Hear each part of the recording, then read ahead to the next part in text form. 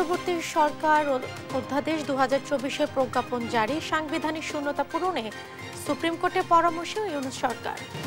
বিচার শুরু হলে শেখ হাসিনাকে ফেরত চাইবে বাংলাদেশ, সারা দেশের গণহত্যা মামলা নেওয়া হবে আন্তর্জাতিক অপরাধ ট্রাইব্যুনালে। ঢাকা বিশ্ববিদ্যালয়ে পিটিএ হত্যা মামলায় গ্রেফতার 6, জাবির ঘটনায় 8 শিক্ষার্থী বহিষ্কার, ঢাকা বিশ্ববিদ্যালয়ের সব ধরনের রাজনীতি বন্ধ।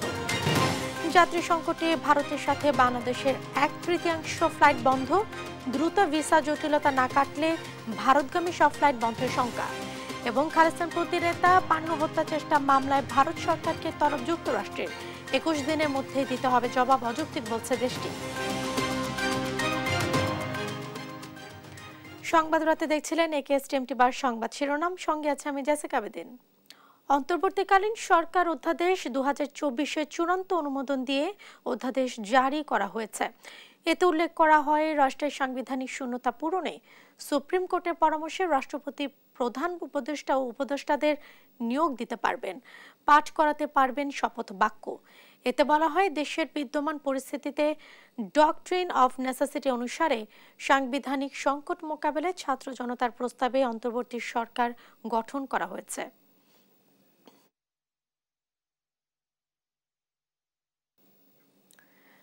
ছাত্র জনতার অভ্যুত্থানের সময় সংগঠিত গণহত্যা সহ মানবতা বিরোধী অপরাধের বিচার কার্যক্রম শুরু হলেই ভারত থেকে শেখ হাসিনার প্রত্যাপন চাইবে অন্তর্বর্তী সরকার।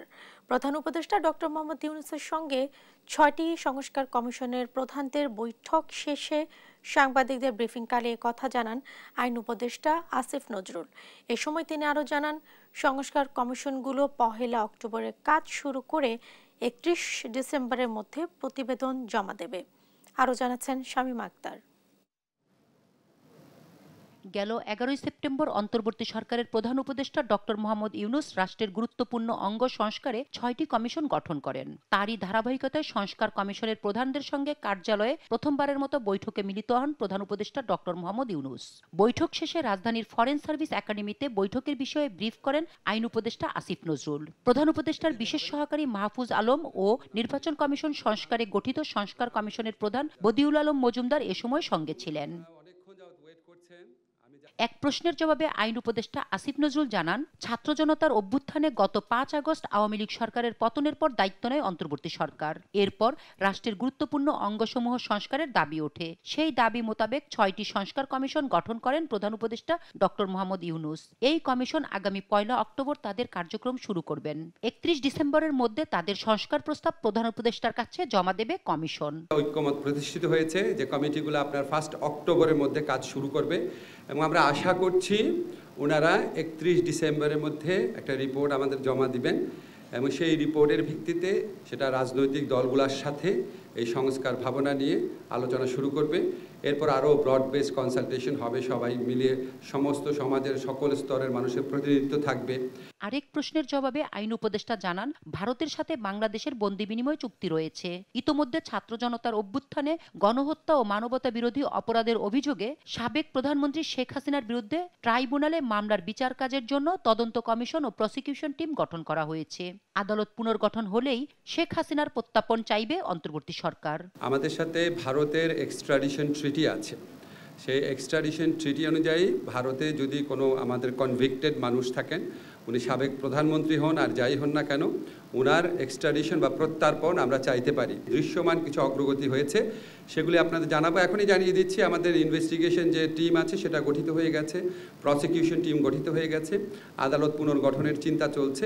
অচিরেই আপনারা দেখবেন বিচার শুরু হয়েছে। বিচার শুরু হওয়ার পর ডেফিনেটলি আমরা এক্সট্রাডিশন চাবো। এ সময় ঢাকা বিশ্ববিদ্যালয় ও জাহাঙ্গীরনগর বিশ্ববিদ্যালয়ের মব জাস্টিস বা গণহত্যার মতো ঘটনার বিষয়ে এক প্রশ্নের জবাবে আইন উপদেষ্টা জানান, অন্তর্বর্তী সরকার কোনো ধরনের বিচার বহির্ভূত হত্যা ও মব জাস্টিস সমর্থন করে না। আমরা ইতিমধ্যে ব্যবস্থা নিয়েছি, ইতিমধ্যে 3 জনকে গ্রেফতার করা হয়েছে এবং আমরা এই ধরনের ঘটনার এড়ানোর জন্য যত রকম পদক্ষেপ নেওয়া প্রয়োজন তত রকম পদক্ষেপ নেব। আমরা বাংলাদেশে ক্লিয়ারলি বলতে চাই, এখানে কোনো রকম মব জাস্টিস, কোনো রকম আইন নিজের হাতে তুলে নেওয়া, গণপিটুনি দেওয়া, এগুলি কোনোভাবেই একসেপ্ট করা হবে না। বিচার বহির্ভূত হত্যাকাণ্ড কোনোভাবেই একসেপ্ট করা হবে না। এ সময় আইন উপদেষ্টা আরও জানান, প্রধান উপদেষ্টা যুক্তরাষ্ট্র সফর শেষে ফিরে আসার পর নির্বাচন কমিশন পুনর্গঠন করা হবে।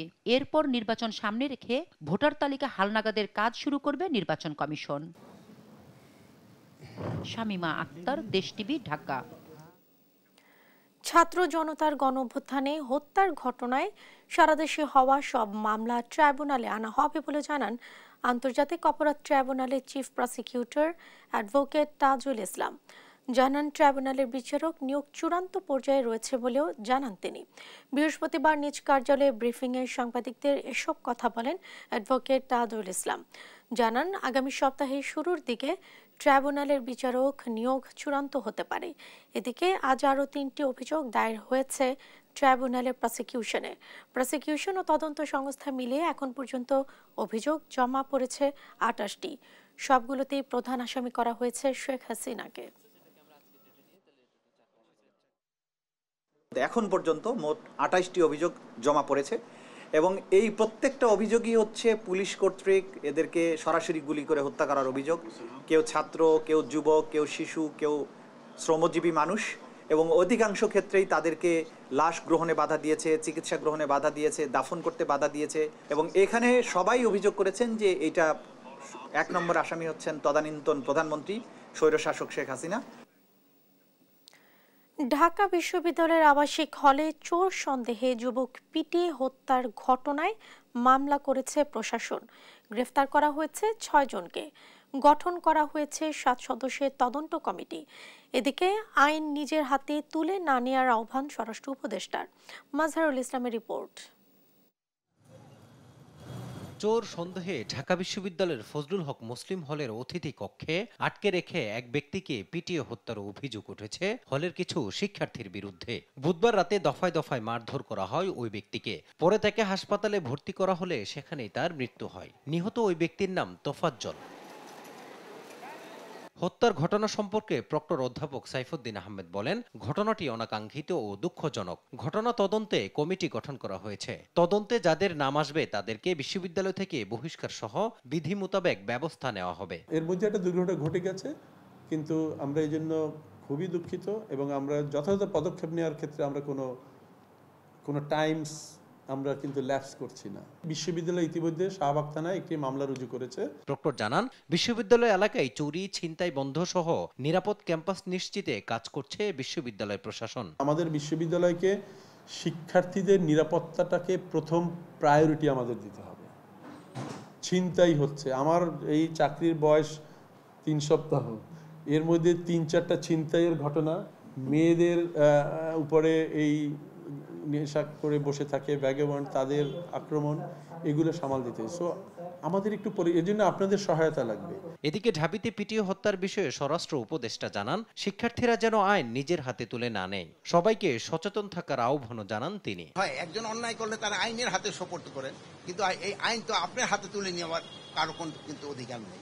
আইনের হাতে তাকে সোপর্দ করতে হবে। এটার ক্ষেত্রে আপনারাও একটু আমাদের সাথে কাজ করতে পারেন, জনসচেতনতা বৃদ্ধি করতে হবে, যেটা ইনোসেন্ট লোক যেন কোনো অবস্থায় কোনো হেনস্থা না হয়। এই ঘটনার পর সামাজিক যোগাযোগ মাধ্যমে তীব্র ক্ষোভ প্রকাশ করেছেন বিশ্ববিদ্যালয়ের বর্তমান ও সাবেক শিক্ষার্থীরা। মাজহারুল ইসলাম, দেশ টিভি, ঢাকা। জাহাঙ্গীরনগর বিশ্ববিদ্যালয়ের সাবেক ছাত্রলীগ নেতা শামীমকে পিটিয়ে হত্যার ঘটনায় 8 শিক্ষার্থীকে সামরিক বহিষ্কার করেছে বিশ্ববিদ্যালয় প্রশাসন। বৃহস্পতিবার রাতে বিশ্ববিদ্যালয়ের প্রশাসনের জরুরি সভায় এই সিদ্ধান্ত নেওয়া হয়। এর আগে বিকেলে ঘটনার প্রতিবাদে বিক্ষোভ করেছেন বৈষম্য বিরোধী ছাত্ররা। জানা যায়, বুধবার বিকেলে বিশ্ববিদ্যালয়ের প্রান্তিক গেট এলাকায় শামীম মোল্লাকে মারধর করে বিক্ষুব্ধ শিক্ষার্থীরা। পরে তাকে বিশ্ববিদ্যালয়ের প্রক্টোরিয়াল বডির হাতে তুলে দেওয়া হয়। এক পর্যায়ে বিশ্ববিদ্যালয়ের প্রশাসন তাকে আশুলিয়া থানা পুলিশের কাছে সোপর্দ করে। রাত 9টার দিকে চিকিৎসার জন্য সাভারের গণস্বাস্থ্য হাসপাতালে নেওয়া হলে তাকে মৃত ঘোষণা করেন চিকিৎসক। এদিকে এই ঘটনার নিন্দা জানিয়েছে জাতীয় নাগরিক কমিটি। তবে এখন পর্যন্ত এ ঘটনায় মামলা হয়নি। ছাত্রলীগ নেতা শামীম গত 15 জুলাই রাতে বিশ্ববিদ্যালয়ে আন্দোলনরত শিক্ষার্থীদের ওপর হামলায় সামনের সারিতে নেতৃত্ব দেওয়ার অভিযোগ রয়েছে। বিশ্ববিদ্যালয়ে পরিস্থিতি করার জন্য একটি বিশেষ মহল সকল জায়গাতে তাদের আধিপত্য বিস্তার করার জন্য তারা যেভাবে সুপরিকল্পিতভাবে গতকাল এই হত্যাকাণ্ডের ঘটনা ঘটেছে, আমরা তীব্র প্রতিবাদ জানাচ্ছি। গতকাল যে ঘটনাটি ক্যাম্পাসে ঘটেছে সেটিকে কোনোভাবেই ডিফেন্ড করার মতো অবস্থা এখন আর নেই। সেটিকে অবশ্যই আমরা কন্ডেম করছি, অবশ্যই আমরা এর বিচার চাই।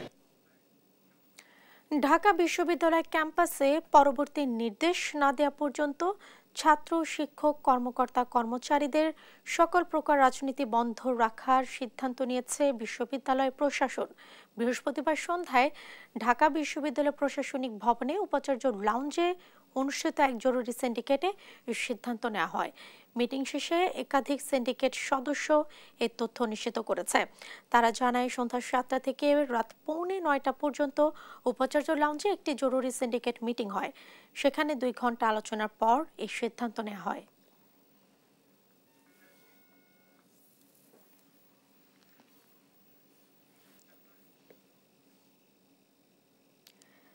ডলার ঘাটতির প্রভাব পড়বে না দেশের গ্যাস বিদ্যুৎ খাতে।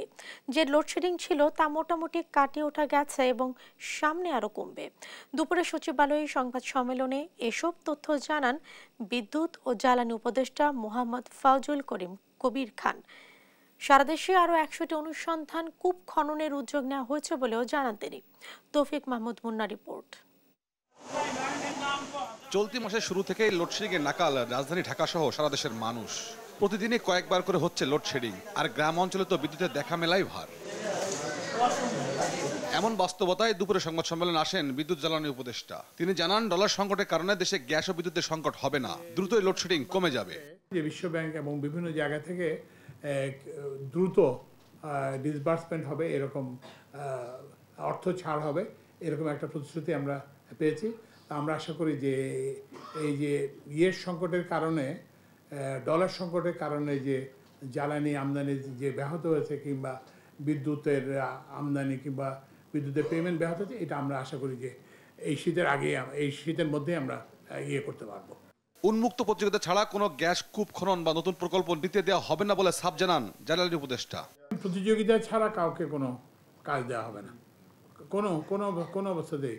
এটা বিদ্যুতে হোক কিংবা গ্যাসে হোক, গ্যাস এক্সপ্লোরেশনে হোক, গ্যাস ডিস্ট্রিবিউশনে হোক, মানে বিদ্যুৎ কিংবা ট্রান্সমিশনে হোক, যে কোনো জায়গায় কোনো প্রতিযোগিতা ছাড়া, উন্মুক্ত প্রতিযোগিতা ছাড়া কোনো দেওয়া হবে না। জাস্টিস মইনুলকে দিয়ে একটা জাতীয় কমিটি করেছে এবং ওনারা এগুলো দেখবেন এবং ওনারা যে সুপারিশ করবেন সেই সুপারিশের ভিত্তিতে আমরা, এবং এছাড়াও ওই যে ডক্টর দেবপ্রিয় ভট্টাচার্যের নেতৃত্বে আরেকটা কমিটি হয়েছে যেখানে প্রফেসর অধ্যাপক তামিমও আছেন।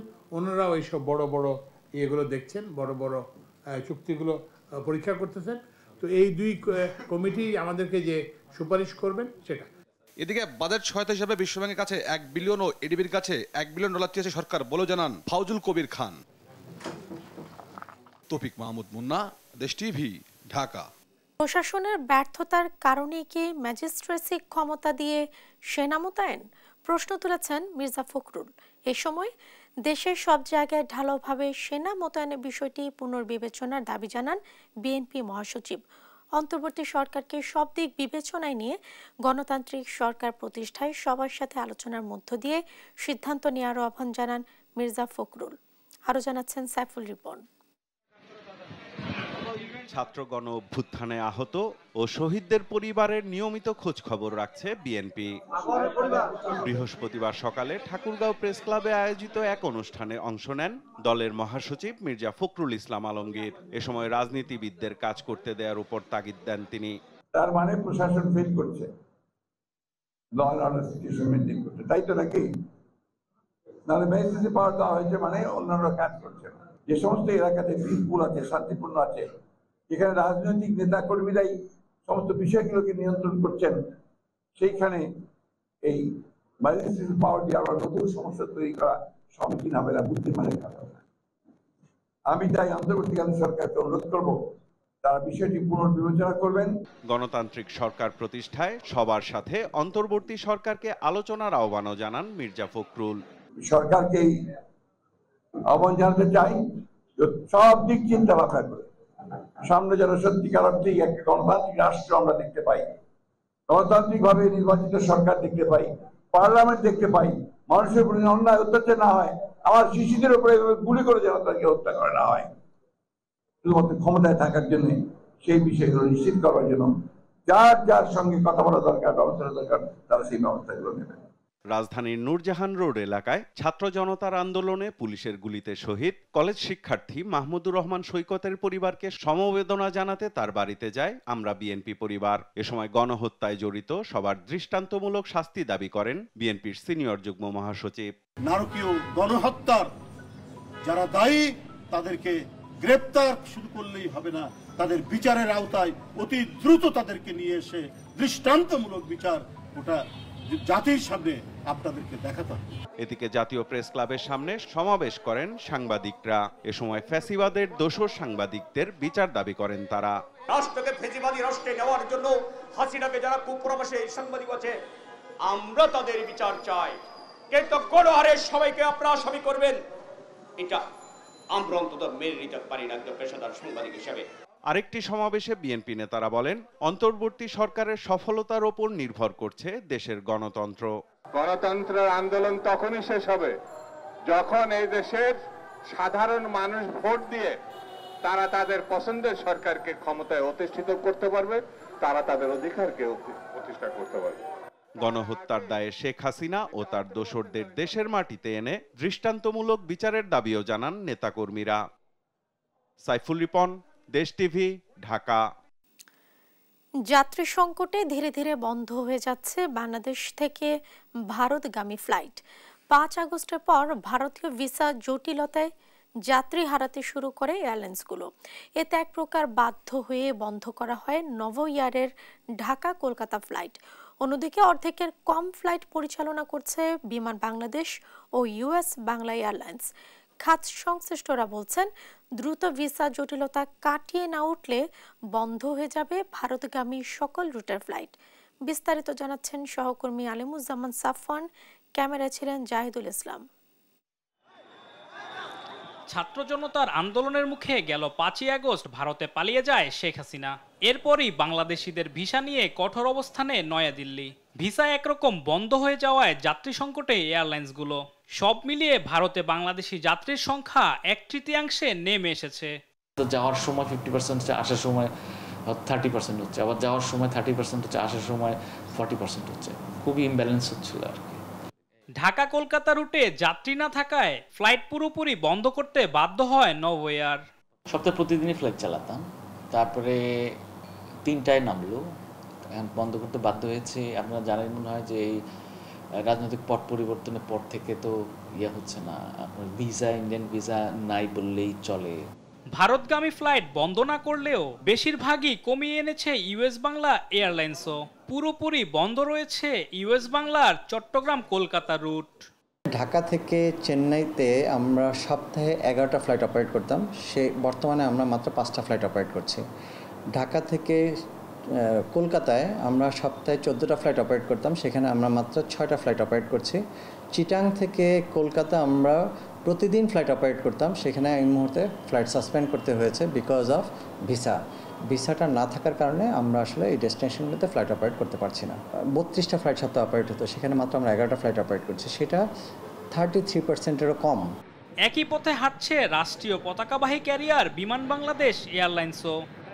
ইন্ডিয়ায় আমাদের 3টা স্টেশনে 28টা ফ্লাইট যেত, সপ্তাহে 28টা ফ্লাইট, এখন সেটা সপ্তাহে 14টা যাচ্ছে। ভিসা তো দিচ্ছে না, ভিসা কম দিচ্ছে, শুধু চিকিৎসা ভিসা মনে হয় এখন দিচ্ছে। খাত সংশ্লিষ্টরা বলছেন, দ্রুত ভিসা জটিলতা কাটিয়ে না উঠলে পুরোপুরি বন্ধ হয়ে যাবে বাংলাদেশ থেকে ভারতগামী সব রুটের ফ্লাইট। আলিমুজ্জামান সাফওয়ান, দেশ টিভি, ঢাকা। 100 কোটি নয়, মাত্র 20 লাখ টাকায় শুক্রবার থেকে চালু হবে মেট্রো রেলের কাজীপাড়া স্টেশন। এমনকি এখন থেকে চলবে সপ্তাহব্যাপী। জন আকাঙ্ক্ষা বাস্তবায়নে এমন উদ্যোগে অন্তর্বর্তী সরকারকে শতভাগ জানান সাধারণ মানুষ। আরো জানাচ্ছেন জানাতুল মোহনা। আমরা যে চালু করলাম, এখানে আমাদের এখন 20,50,000 টাকা খরচ হচ্ছে। মেট্রো রেল নিয়ে শত কোটি টাকার দুর্নীতি করতে চেয়েছিল বিগত স্বৈরাচারী সরকার। কোটা সংস্কার আন্দোলনে হামলায় ক্ষতিগ্রস্ত কাজীপাড়া ও মিরপুর 10 স্টেশন মেরামতে 350 কোটি টাকা লাগার কথা জানালেও অন্তর্বর্তী সরকার মাত্র 20 লাখ টাকায় শুক্রবার থেকে চালু করতে যাচ্ছে মেট্রোর কাজীপাড়া স্টেশন। বৃহস্পতিবার দুপুরে প্রবাসী কল্যাণ ভবনে ডিএমটিসিএল এর সভাকক্ষে কর্তৃপক্ষ জানায় সপ্তাহে 7 দিনই ছুটবে মেট্রো রেল। শুক্রবার বেলা 3:30 থেকে রাত 9টা পর্যন্ত মেট্রো চলবে বলেও জানান প্রতিষ্ঠানের ব্যবস্থাপনা পরিচালক আব্দুর রউফ। আমাদের উত্তর থেকে 3:30 থেকে 9টা আর মধ্যদিল থেকে এটা 3:50 থেকে রাত 9:40 পর্যন্ত। এখন শুরু হচ্ছে আমাদের 7 দিনের মেট্রো রেলের যাত্রা। শুক্রবার সহ সপ্তাহব্যাপী মেট্রো চলার সিদ্ধান্তে স্বস্তি জনমনে। অন্তর্বর্তী সরকারের এমন উদ্যোগকে সাধুবাদ জানান তারা। তো শুক্রবারের মেট্রো রেলটা স্বস্তি বয়ে নিয়ে আসে। এত অল্প সময়ে যে চালু করতে পারছে এবং কাজীপাড়া স্টেশন চালু হচ্ছে, এটা সত্যি এখনকার সরকারের অবদান। এটা অনেক খুশি আমরা। যেহেতু আমরা রেগুলার যাতায়াত করি, এটা আমাদের জন্য অবশ্যই গুড নিউজ বলবো। মনে করি শুক্রবার দিনও মেট্রো রেলের আমাদের প্রয়োজন ছিল, আমাদের জন্য ভালো হয়েছে। এত দ্রুত এবং কম খরচে মেট্রো চালু করায় বিগত সরকারের প্রতি ক্ষোভ ছাড়ছেন অনেকেই। যেটা নষ্ট হয়েছিল বলছিল এক বছর লাগবে এবং কয়েক কোটি টাকা লাগবে, অনেক বেশি। সে জায়গায় মাত্র 20 লাখ টাকা খরচ হয়েছে। হ্যাঁ, এতে আমরা জনগণ সবাই খুব খুশি। বিগত সরকার ন্যাকামিগুলো আমরা অবশ্যই দেখতে পাইছি, টিভিতে নানাভাবে দেখছি যে কিভাবে ওনারা ন্যাকামি করছে। সো ওইখান থেকে আমরা বলতে পারি যে এটা অবশ্যই অনেক উন্নতি, দেশের মানুষের জন্য একটা স্বস্তির বিষয়। এবং আশা করছি যে পুরোপুরি মিরপুর যে 10 স্টেশনটা আছে সেটাও অনেক দ্রুত শেষ হবে। যেখানে বলা হয়েছিল যে 100 কোটি টাকা লাগবে, সেই জায়গায় আমি শুনেছি যে 1 কোটিও লাগেনি। তো আমাদের দেশটা যদি এভাবেই এগিয়ে যেতে পারে, এটা আমাদের জন্য অবশ্যই ভালো। বন্ধ থাকা মিরপুর 10 স্টেশন শীঘ্রই খুলে দেবার কথা জানান কর্তৃপক্ষ। এছাড়া মেট্রোর ভ্যাট মওকুফের জন্য এনবিআর এর কাছে চিঠি পাঠানো হয়েছে বলে জানায় কর্তৃপক্ষ। স্বপ্নের মেট্রো রেলকে ঘিরে কোটি টাকার দুর্নীতি করতে চেয়েছিল বিগত স্বৈরাচারী সরকার, যার গোমর ফাঁস হয়ে গেছে দেশবাসীর সামনে। 100 কোটি নয়, মাত্র 20 লক্ষ টাকায় আগামীকাল থেকে চালু হতে যাচ্ছে কাজীপাড়া স্টেশন। এমনকি সপ্তাহব্যাপী চলবে মেট্রো রেল। মেট্রো রেল এমন সংবাদ শুনে তাই তো স্বস্তি ফিরে এসেছে জনমনে। জান্নাতুল মোহনা, দেশ টিভি, ঢাকা।